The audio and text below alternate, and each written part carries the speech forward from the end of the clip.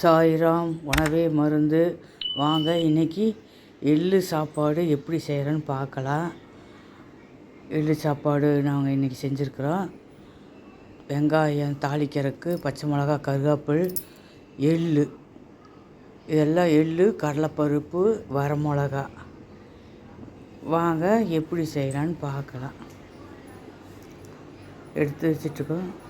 அடுப்பத்தை வச்சு வடைச்சட்டியை வச்சு வரமிளகாயை லேசாக சூடு பண்ணிக்கணும். அப்புறம் கடலைப்பருப்பு 2 ஸ்பூன் எடுத்துருக்குறோம். ஒரு கொத்து கருவேப்பில் போட்டு வறுத்து இது தனியாக நாம் எடுத்து வச்சுக்கணும். எடுத்து வச்சுட்டு நான் ஒரு 50 எள்ளு எடுத்து வச்சுருக்கிறேன். 50 கிராம் எள்ளு. அதையே தனியாக நம்ம பொரியிற சட சடன்னு வெடிக்கும். அதுதான் பொரிஞ்சிருச்சு, வறுத்தாச்சுன்னு அர்த்தம். சத்தம் கேட்டு பாருங்க, எல்லாம் வெடிச்சிருச்சு. அதையே தனியாக ஒரு தட்டில் எடுத்து வச்சுக்கிறோம். இது ரெண்டும் ஆறணும். ஆறின பின்னால் தான் நம்ம ஜாரில் போட்டு இதை பொடி பண்ணிக்கணும். முதல்ல மிளகாய், கடலைப்பருப்பு, கருவேப்பில் போட்டு ஒரு அடி அடிச்சுட்டு ரெண்டாவது எள்ளு போடணும். முதலையே போட்டிங்கன்னா எல்லாம் அந்த ஜாரில் ஒட்டிக்கும். இது ஒரு 2 சுற்று விட்டால் போதும். பாருங்கள், எள்ளும் போட்டு அரைச்சி ஒரு தட்டில் எடுத்து வச்சுட்டோம்.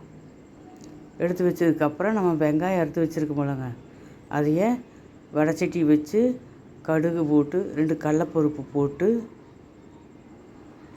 வெங்காயம் அளவான மிளகா போட்டதுனால அளவான காரம், 1 பச்சை மிளகா 2 பச்சை மிளகா போட்டால் போதும். சாப்பாட்டுக்கு அளவா உங்கள் தேவைக்கு ஏற்ப வெங்காயம் போட்டு கருவேப்பிலை போட்டு நல்லா வணங்கணும்.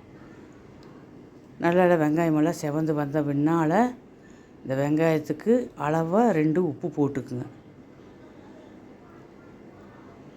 உப்பு போட்டதுனால சாதத்தை போட்டு நம்ம இதுக்கு தகுந்த உங்களுக்கு எவ்வளோ தேவையோ அவ்வளோ சாதம் அளவாக போட்டுட்டு இந்த அரைச்சி வச்சுருக்க எள்ளு பொடியில் போட்டு இது நெய் ஊற்றி செய்யலாம். இல்லை உங்களுக்கு எப்படி விருப்பமோ அப்படி செய்யலாம். நெய் ஊற்றிட்டாலும் நல்லா மணமாக இருக்குது, நல்லா இருக்குது. சுகர் இருக்கவங்க இது சாப்பிட்டா சுகர் கண்ட்ரோல் ஆகும்.